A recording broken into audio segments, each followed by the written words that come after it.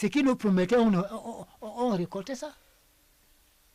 Et ça vous manque aujourd'hui? Oui, les femmes travaillent ici, ils récoltent quoi?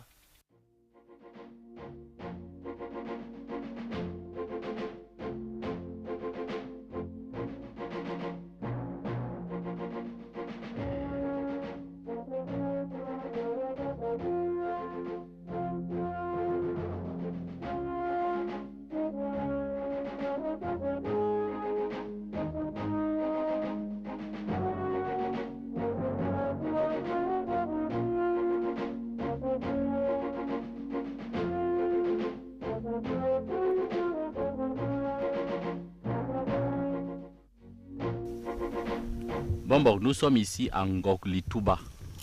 Ngoglitouba, qu'est-ce que ça veut dire? Ngoglitouba, ça veut dire que une grotte qui a une porte, les Touba, on peut dire les Touba, comme on peut dire les Pondo. Hein? Oui. Mais vrai nom de Ngoglitouba, c'est Mbombole. C'est-à-dire? Mbombole, c'est-à-dire la racine pivotante. Là où la vraie source qui sort pour former un marigot. Et c'est la racine du peuple Bassa? Oui. Vrai nom de Ngoglitouba, c'est Mbombole. Mbombo, c'est quand il pleut. Vous voyez l'eau qui vient du sol, là. Ça commence à couler, comme ça peut former une rivière.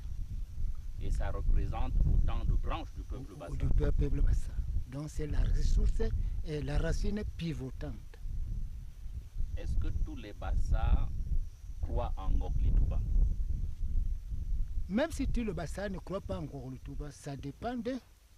Mais nous connaissons que, nous, les bâtis, connaissons que Mbombole, Ngoglitouba, c'est la racine pivotante du peuple Bassa. On peut dire que Ngoglitouba, c'est un peu comme si les musulmans allaient à la Mecque? Oui. C'est comme la Lourdes. C'est comme la Mecque. Parce que c'est un lieu sacré de nos ancêtres. Alors s'il y a une porte, ça veut dire qu'il y a une vie intérieure. C'est-à-dire la vie intérieure, là. Il y avait de multitudes de choses là, dans l'intérieur, quand la porte était encore ouverte. Elle est restée ouverte jusqu'à quand? Ah, jusqu'à 58.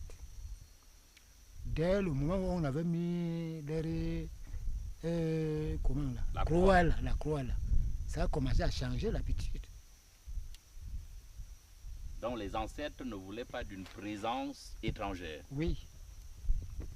Ils se sont fâchés? Oui. Parce que c'est leur lieu sacré. Il ne fallait pas qu'on les dérange.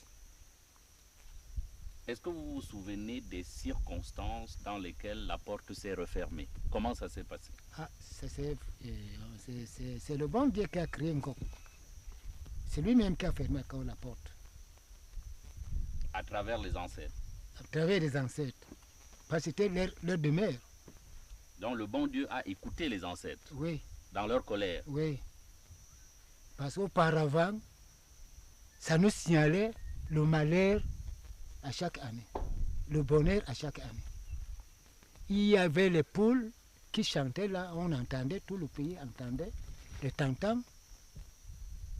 Et puis les chèvres, vous passez là-bas, vous voyez les chèvres qui marchaient là-bas avec les ancêtres qui causaient comme ça, là, face à face. Et les moutons marchaient là-bas, les arachides, c'était là-bas. Ce n'est pas les gens qui cherchaient ces arachides, c'est nos ancêtres. Mais vous, comme Bombok, vous êtes resté en contact avec ces ancêtres? Ah, actuellement, ça dépend de l'inspiration de chacun. Mais vous vous êtes particulièrement inspiré? Oui. Et les ancêtres continuent à vous dire des choses? Oui. Quoi par exemple? Ah, ils me donnent des choses nécessaires. Et ce que je ne possédais pas. Actuellement, j'ai à peu près de 12 choses que les ancêtres m'ont données. Ils m'indiquent, voilà, je viens, je trouve ça là. Ça vous permet de régler les conflits à l'intérieur du canton? Oui. On dit